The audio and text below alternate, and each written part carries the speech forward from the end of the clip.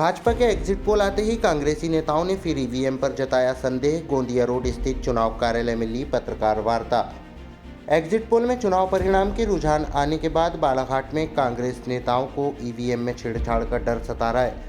रविवार को कांग्रेस के वरिष्ठ नेताओं ने प्रेस कॉन्फ्रेंस के माध्यम से परिणामों में गड़बड़ी की आशंका जाहिर की।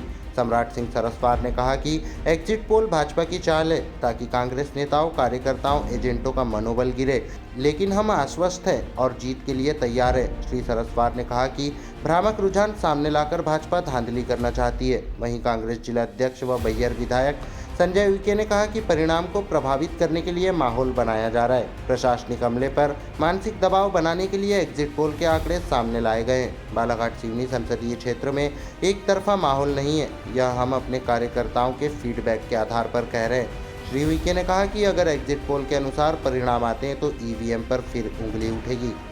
नहीं दिया तो कहीं ना कहीं ये पूरा चुनाव निष्पक्ष होना चाहिए था। वो हम लोगों को लगता है कि वो चुनाव ठीक से निष्पक्ष नहीं हो पाया।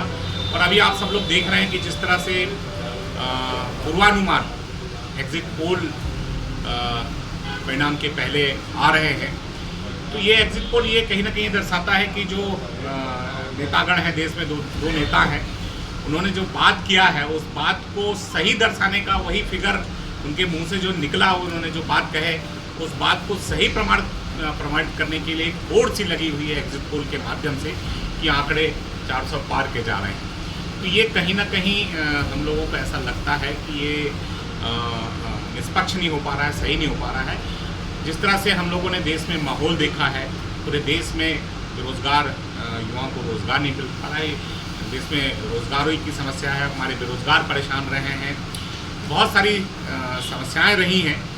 उन समस्याओं पे बेरोजगारी का मुद्दा हो, बेरोजगारी किस तरह से बढ़ी है, साथ में आपकी महंगाई जिस तरह से बढ़ी है, उन सारी मुद्दों को नगण्य दिखाया जा रहा है और एक परिणाम को एक तरह से ऐसा बताया जा रहा है कि 400 पार सरकार फिर से बनाने जा रही है। तो कहीं ना कहीं ऐसा लगता है कि जो जनता के मुद्दे थे, जनता की जो भावनाएं थी कि बेरोजगारी का मुद्दा हो, आपका महंगाई का मुद्दा हो, महिलाओं पे अत्याचार का मुद्दा, बहुत सारे ऐसे मुद्दे हैं, उन मुद्दों पे चुनाव ही नहीं हुआ ऐसा लगता है। तो मुझे ऐसा लगता है कि जो एक माहौल चुनाव के पहले परिणाम को प्रभावित करने के लिए जो प्रशासनिक अमला लगा हुआ है, उन पे एक मानसिक रूप से दबाव बनाने के लिए ये कहीं ना कहीं आंकड़े सामने आ रहे हैं, मुझे ऐसा प्रतीत होता है।